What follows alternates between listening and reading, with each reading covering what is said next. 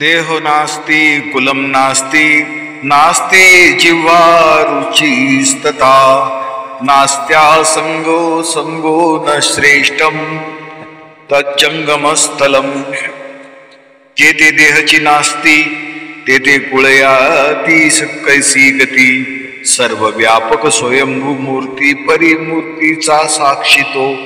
मूर्ती अमूर्ती विरहित वर्णाश्रमासी अतीत। दर्शनाभिमान नातळत शुद्ध जंगमतो। पाची इंद्रिय हाती न धरी काम्य कर्मेंद्रियाची कैची उरी।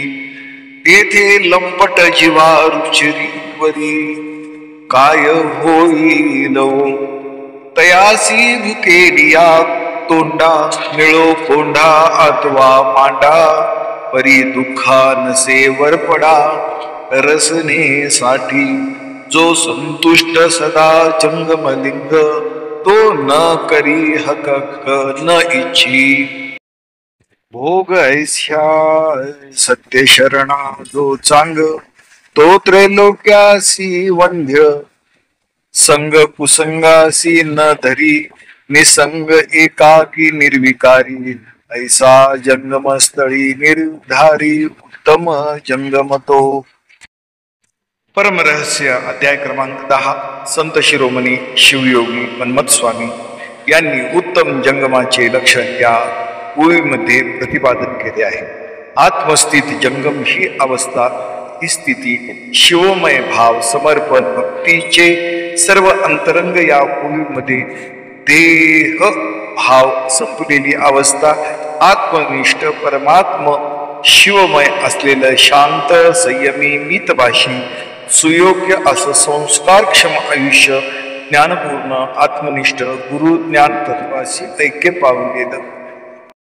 मनुष्याचा अन्नमय कोश रसनेची भूक चव पदार्थ अपेक्षा इच्छा लोभ लाभ मान व सत्कार मीपणाचा देह अभिमान ही देहबुद्धी सर्व जीवाकडे असते।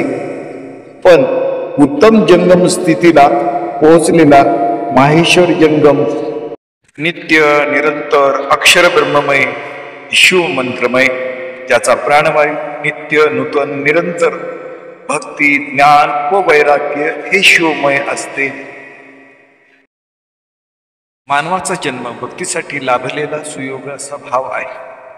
आध्यात्मिक भक्तिमय अवस्था जीवनमूल्य व आचरण संपन्नता यावरच मनुष्याचं गुणविशेष असतं।